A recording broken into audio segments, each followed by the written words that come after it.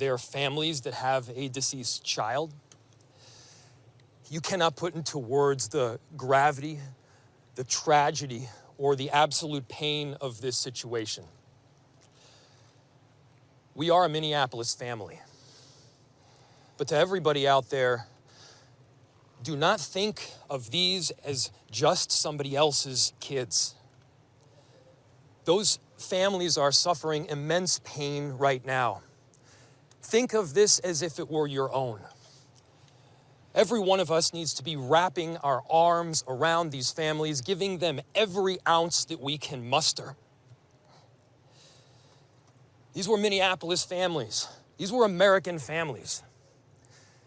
And the amount of pain that they are suffering right now is extraordinary. And don't just say this is about thoughts and prayers right now. These kids were literally praying. It was the first week of school. They were in a church. These are kids that should be learning with their friends. They should be playing on the playground. They should be able to go to school or church in peace without the fear or risk of violence, and their parents should have the same kind of assurance. These are the sort of basic assurances that every family should have, every step of the day, regardless of where they are in our country.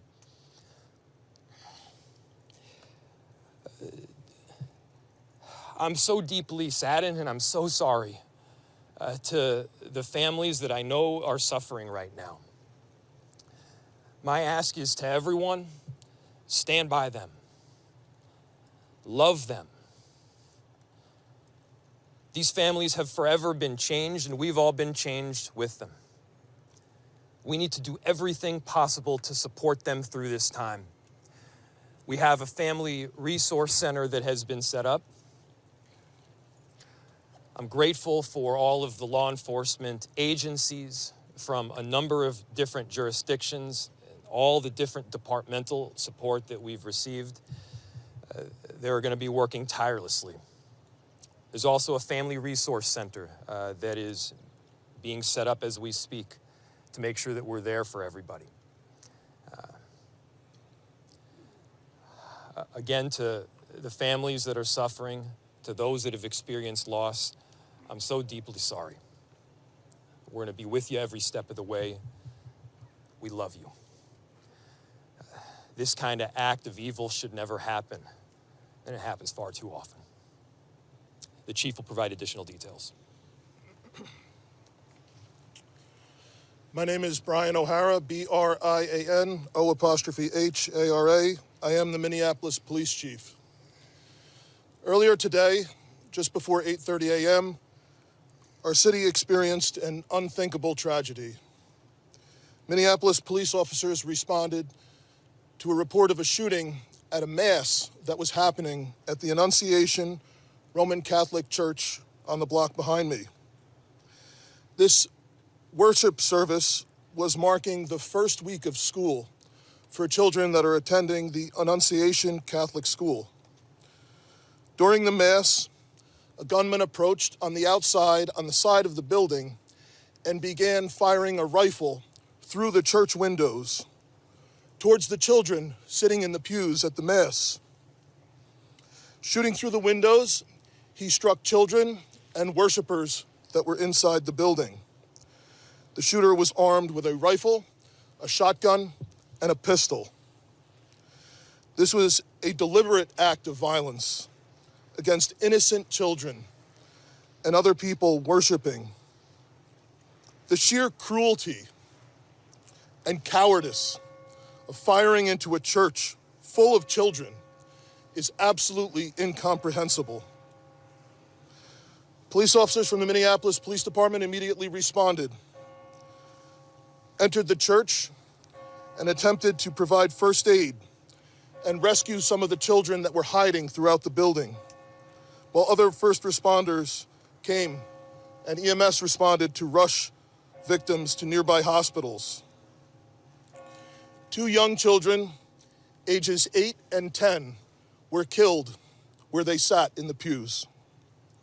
Their parents have been notified. 17 other people were injured. 14 of them being children. 2 of those children are in critical condition. The coward who fired these shots ultimately took his own life in the rear of the church. Our hearts are broken for the families who have lost their children, for these young lives that are now fighting to recover, and for our entire community that has been so deeply traumatized by this senseless attack. We will stand together to protect our children, our schools, and our houses of worship. This deliberate act of violence is just a sign of cruelty that is beyond comprehension. Our hearts are broken for everyone that's been affected by this tragedy. As we begin the difficult path of healing, I want the community to know this, that even in the face of such evil, the Minneapolis Police Department and all of our law enforcement partners stand with our community. We stand with these families and with this parish. We will continue to be here for you. With that, the investigation is obviously in its preliminary stages, and I will attempt to take some questions to provide further information. Chief, what can you tell us about the suspect in this case? How old was he? Any kind of motivation? Any notes or any other information you might have left behind? So we were looking, the question was, what can be said about the shooter? We believe it is one suspect, a sole shooter. We believe he is deceased. He is in his early 20s, does not have an extensive known criminal history, and we are looking through information left behind to try and determine some type of motive. Yeah. How many kids at the school? How many children? There were, I don't have an exact, the question was how many children at the school. There were dozens of children inside the mass at the time. I don't have an exact count. The children have been relocated into the school, which is where their families are reunifying with them. Reg. Was the shooter a student, former student? Was he a former employee? The question was, do we know if the shooter was a former school employee or a former student? We don't have that information. There's a vehicle. The question was anything left behind? There's a vehicle that we believe that the suspect used that is being searched, and we will be conducting other searches related to this inside the parking lot here.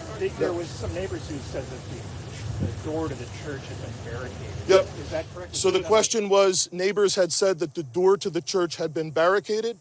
The shooter approached on one side of the church building, and on that side, at least 2 doors, it appears there had been like a 2x4 placed. So not all of the doors around the building, but on the side where the shooter did fire. And on the outside? On the outside, yes.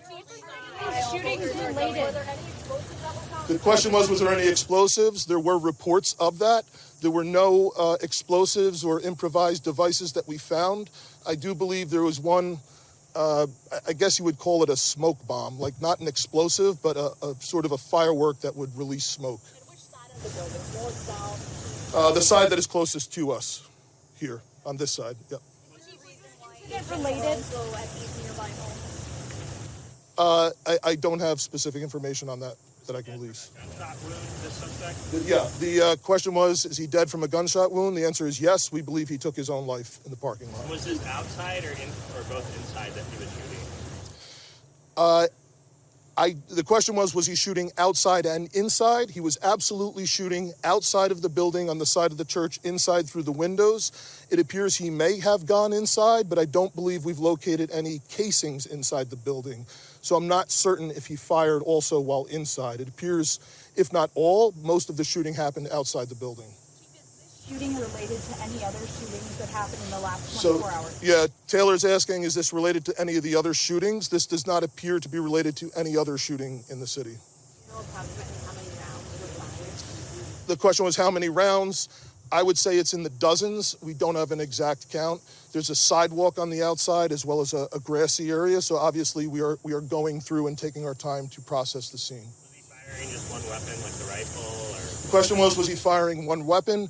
We believe he had fired all three. He had a rifle, a shotgun, and a pistol.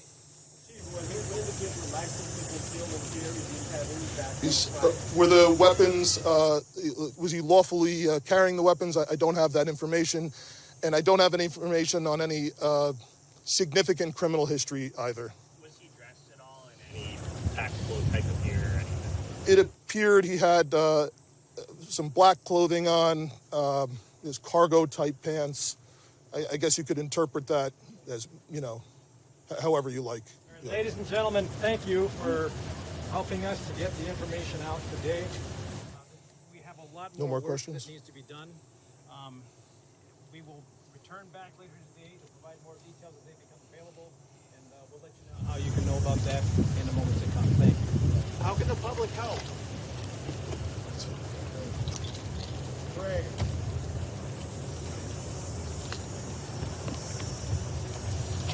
Once again, folks, if you have further